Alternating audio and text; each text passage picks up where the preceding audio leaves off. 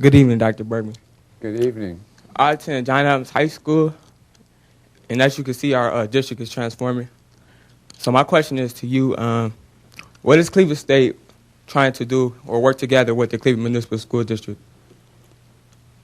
Well, thank you for standing up and asking a question in this big room. I want you to know it's hard for a high school student to stand up and ask a question with 250 people with suits and ties and dresses on. So thank you very much. I believe, as I said, that it's our responsibility, and I believe we will benefit from a much closer organic partnership with the public school system.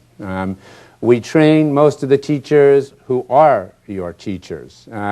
We have the largest school of education, but we want to do more. We want to bring a K through 12 school to Cleveland State, because I also think it's extraordinarily important that we better prepare teachers for the challenges that face them.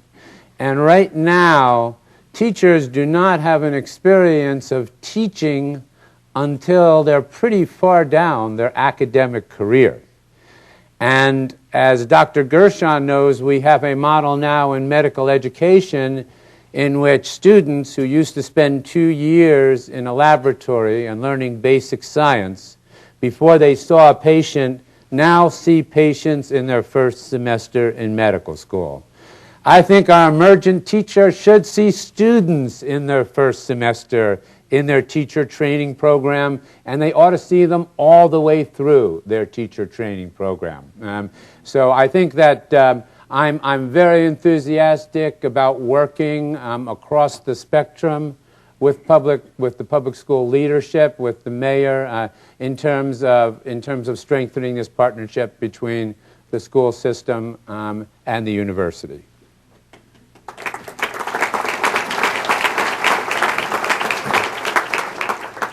Thanks for coming. Thank you. You and others focus on the city of Cleveland, 600,000 strong, but there's a large community out there of needs of over 1 million. Cleveland represents maybe a third or 40, a little more than that, of the total. What are your plans for the rest of the community? That's really a very, very good question. And if you remember when I read this statement that I wrote for the Urban Summit, I talked about cities as being centers of regions, being part of a region. And indeed, I use, when I say Cleveland, and maybe I need a better word, maybe I need metropolitan area, I use it synonymously as the Cleveland metropolitan region, because you're absolutely right. We live in a time, and even if we didn't live in a time, there are just tremendous advantages, competitive, economic, social, and civic, in the entire county and the entire region coming together and understanding at the end of the day there is far more than unites them than separates them. And that realization, when we come to that realization, that cooperation is a better path, a more efficacious path, a path that will serve their constituents and citizens better, I think we're going to see advances. And I'm excited about the possibilities here, because there's been a great deal done already to try to build energy around regionalization. But I want to tell you that it's not an easy climb. It is one of the principles most widely extolled and the least practiced. So it's going to be a tremendous challenge to figure out how to do it, but the challenge is at the core of how vital this region is going to be and how competitive it's going to be. I want to thank you very much for your comments. I consider myself somewhat educated, but I learned so much from listening to you. The statistics really, pardon the expression, blew me away. They weren't near, I didn't believe that they were near as bad as you shared with us. First, before I ask my question, I want to agree with you about student teachers, because you reminded me when I was in Cleveland Heights, I had many student teachers. I figured I earned a nickel an hour from the time I spent with them, and they need to come in the classroom early because they have no conception of running. This was an elementary school, a middle class elementary school. Not that, I didn't think that challenging, but it is to a new young person without the experience. I'm a suburban person. I support Cleveland State, but besides, I'm not a big donor, financial donor. You could rectify that, though. What?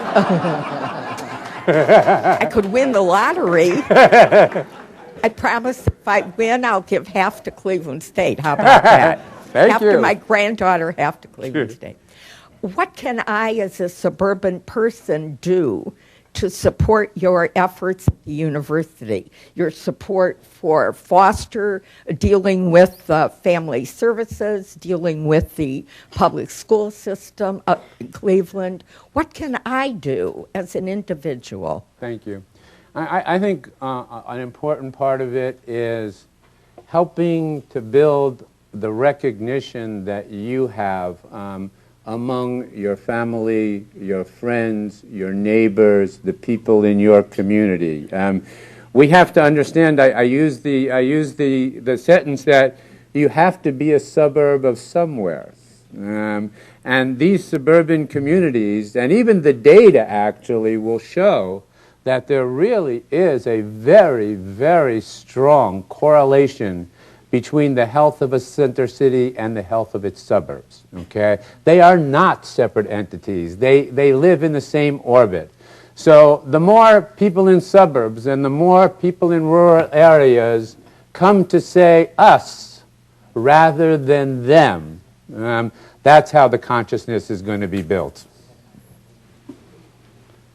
Dr. Berkman, you're clearly an urban enthusiast, and it must have been appealing to you to come to a university that had one of the nation's distinguished programs in urban studies. And I would ask you to look at the College of Urban Studies to consider the tension between the dreams that you might have for what it can do as a participant in the policy and political life and academic life of our region, and the challenge of funding it, especially as a place that had a wonderful, I think it was called the university program, and it was defunded by the state in the last budget cycle to the tune of something in 7 figures. So I ask you to look at that, look at that College of Urban Studies as both an opportunity and as a challenge on the funding side, and how do you hope to create reach its potential? Well, you're right that the urban school is among urban programs in the United States very well recognized, a very well-known property, and does just extraordinary work. It was not the only school to take a budget cut, and it will not be the last school to take a budget cut. So what I've said to the leadership, and I believe the leadership will do it, is that when the circumstances are such that we are not able to get the support that we once got, we have to find other ways to get that support. And that's going to be a challenge in biology, and that's going to be a challenge in chemistry. And in that sense, urban has something of an advantage because they bring to the tables a set of skills and a set of expertise that is extraordinarily important, particularly as we as a county go through a new institution building process, a new governance process, a new charter process. So there's a tremendous contribution for them right here, but there's a tremendous contribution that they can make throughout the state of Ohio. So I think that they're going to meet the challenge. I think that they're going to find ways to diversify their revenue sources, and I think they're going to grow. I do not think this is going to have a negative impact on the standing of the school.